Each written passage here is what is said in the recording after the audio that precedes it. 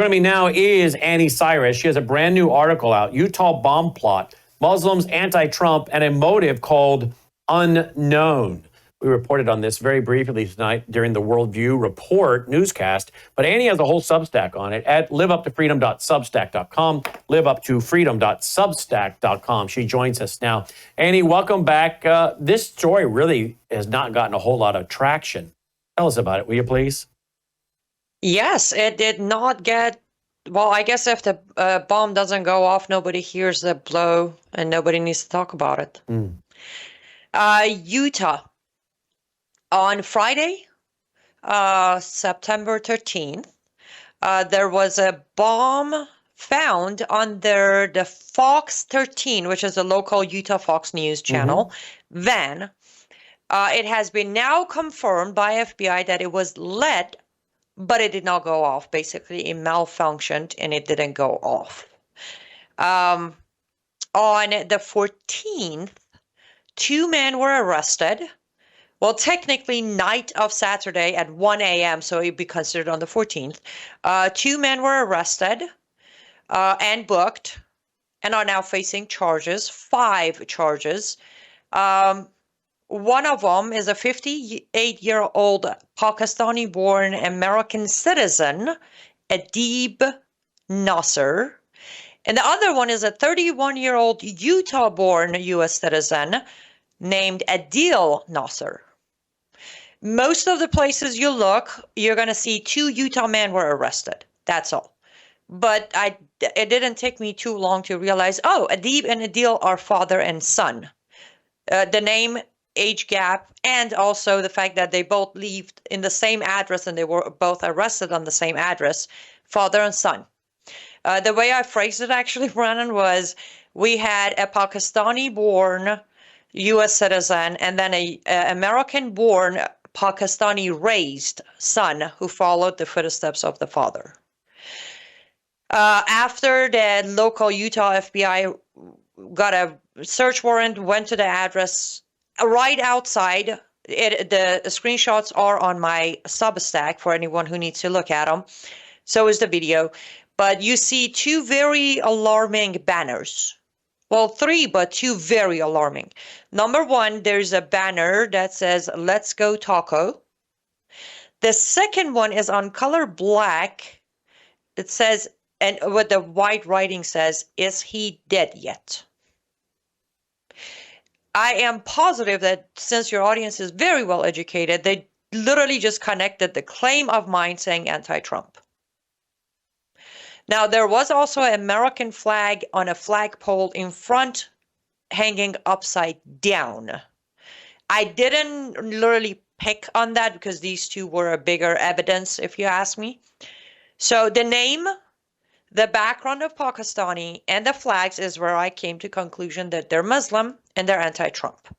I will very proudly take credit. That seems like, Brennan, I am the only reporter out there who had the guts to name these 2 exact phrases. You don't find this in any other reporting. Why? I don't know. I promise to stay calm when I come on your show. It's just been. Also, they found weapons, all sort of weapons in the house, drugs, few what they described as material for arson, and also 2 hooks bombs, which apparently the father claimed it's real, so they evacuated the entire neighborhood, and then the bomb squad basically said they're not. They were dummies. That was discovered from the house. Now, red flags are there, but few reasons I am very upset with this. One, as you mentioned, it is not getting reports. There are no updates. When you go to Utah FBI website, the last update on the website belongs to the $100,000 reward for anyone who helps capture Charlie Kirk's assassination. Nothing. Not even a line of, hey, there was a terrorist Islamic attack in Utah and by grace of God, bomb didn't blow up. Nothing has been mentioned. As you can tell, the governor of Utah, who was very free apparently to constantly appear on camera back to back to back, Wednesday, Thursday, and Friday early afternoon, has not even addressed this. And I do believe, yes, the bomb didn't go off, but Brannon, don't you think at least minimum people of Utah deserve to know this just happened in their state, in their area? Forget about the entire nation. Mm-hmm. But we cover it up. We cover it up. Now, there are many people who have commented or sent me messages when I wrote the Substack with different reasons of why this is not getting attention.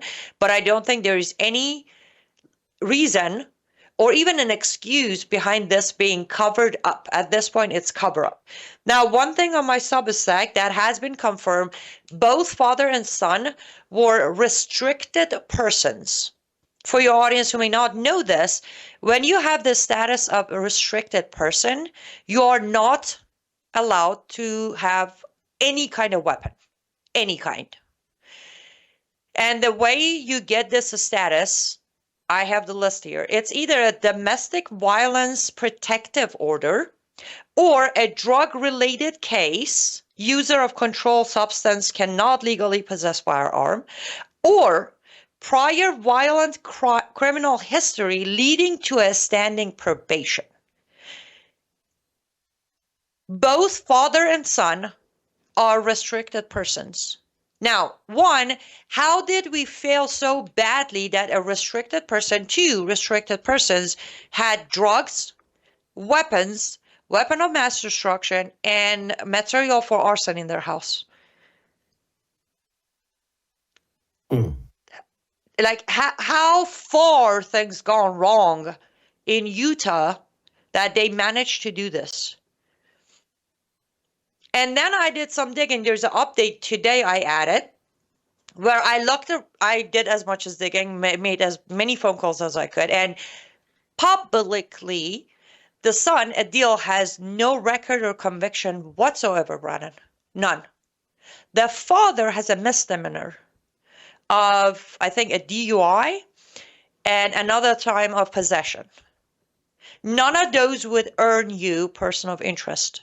Restricted person status. None of them. So the next question I have added today is, was FBI watching them? Is that why they were restricted person? Or did they seal conviction of father and son in a related case that could have earned them that status? I don't have the answer, especially because Utah Sheriff Department is not cooperating with me at all. When I reached out to request their mugshots and the original booking record, they threw some legal code of Utah at me, which again, it is included. The screenshot of their explanation is in the Substack, saying that under Utah law, unless the person is convicted or a fugitive, we don't have to release the mugshot.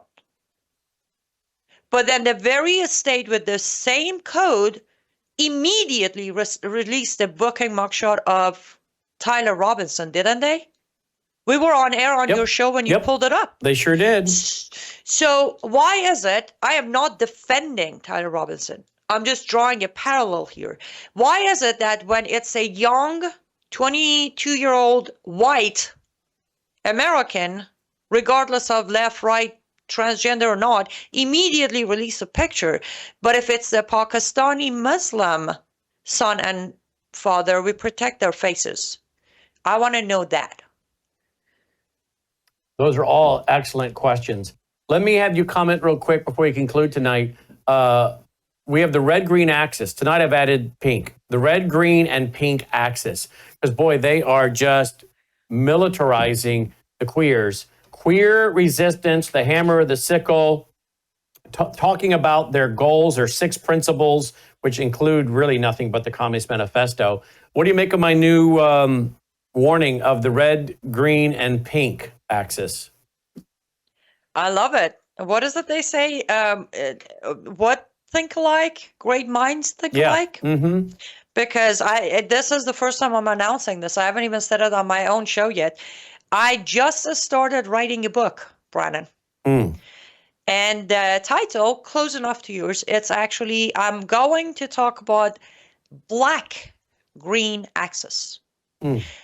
Some people in America, older people, might know exactly what I'm talking about because the king of Iran, King Pahlavi, 3 or 4 months before he was toppled, he talked about the black-green axis to an American interviewer, warning that as Persia is challenged by black-green axis, we need the West to back us up before it leaks into the Western countries.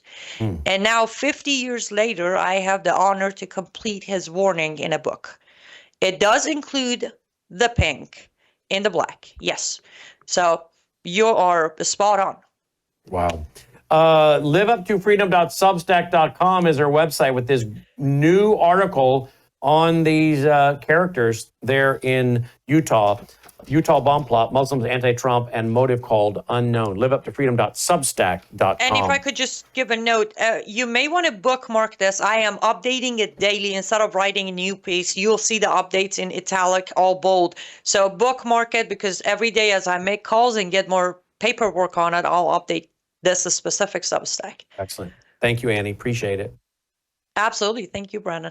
All right, guys, a lot tonight, right? And we're putting in so many hours each and every day, shoving it all out for free. So thank you for your support. But don't you think we should have more people watching the broadcast, learning the things that we are all learning together? Reason, logic, context, asking questions, interviewing cutting-edge guests, bringing in the worldview, the philosophies, the ideas, the Christian worldview. Hey, if you appreciate what we're doing, would you please consider going to worldviewstore.com right now and getting your pack of business cards? They're absolutely free.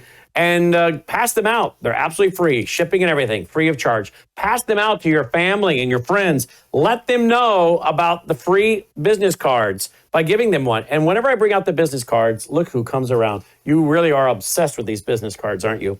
So get a pack and send them out to your family and friends, or give them to the waiter or waitress, or to the police officer in your town, the sheriff in your town.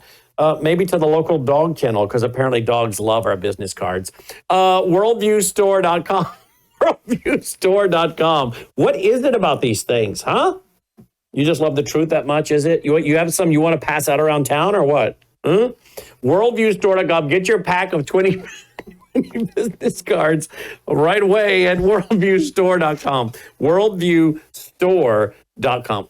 Apparently, Dolly approved. She is a big fan of these business cards. They are double-sided, and you can pass them out to your family and friends and people you don't even know, because there are a lot of folks that I think want to know about this. By the way, I did the interview with Judge Joe Brown Friday night, and in less than 24 hours, how many people have watched that one on YouTube, Logan?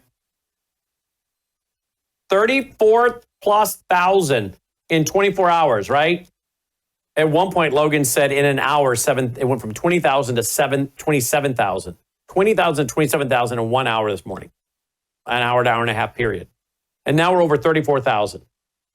I think there's a lot of folks in Memphis watching this, and I think there are people passing this around wanting an investigation into possible massive political corruption in the Memphis, Tennessee area. We'll see what that happens, what that's all about. But that's going viral. Yep. We're covering all kinds of stuff, folks, but we do need your support. So roll the music. Let's call it a night. Please consider going to worldviewfoundation.com, making a contribution right now. Don't forget about organizations like ours. There's a lot of great organizations out there, folks, but how many of them are pushing out 24-hour-a-day programming absolutely free? Did you know, by the way, that we don't charge any of our hosts? We have to pay. I have to pay all the guys in the control room. So every show you see, that host doesn't pay for the airtime. They do not pay for the television production. They're getting it all for free. So folks, if you appreciate the fact that we're putting so much money into helping push other people's messages out, we need your support. We need it now. Please go there now. Will you? Worldviewfoundation.com.